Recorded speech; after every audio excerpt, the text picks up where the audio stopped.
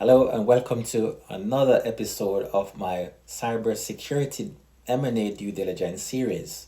And in this episode, I'll be covering all things compliance and regulatory review in your deal making process.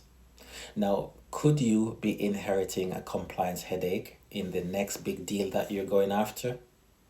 Did you also know that you could be held liable for any compliance failure post acquisition of that deal that you've been working on for months, for years? This is very important because a typical example here is one that I've quoted in the previous episode, and this was with Yahoo, whereby they were delaying, or there was a delayed breach disclosure that led to fines, unnecessary pressure on teams, unnecessary scrutiny, and slow deterioration of overall deal value.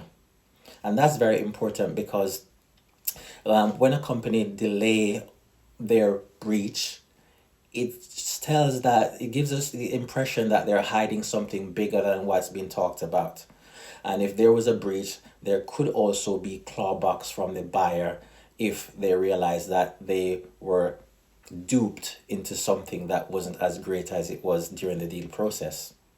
Now, here are some tips that you can take away, some actionable tips to make sure that you have full coverage of your compliance review when you're buying a business. Number one, request compliance certifications, reports, and audit reports, that is.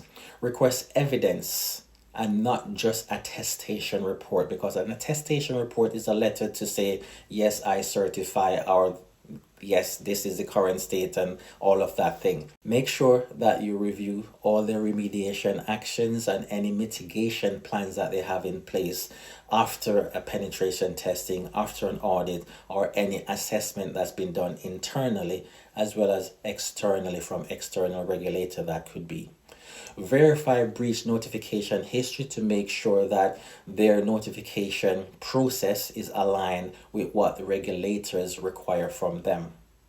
Assess those businesses based on their sector specific requirements. So, for example, if a company operates within the regulated sector, in the financial sector or the telecom sector, etc., there's a regulation by the name of DORA, which is something that I'll touch on in another episode. It is a Digital Operations Resilience Act, and that covers all the regulated entities operating in that sector. GDPR, of course, is standard, and you also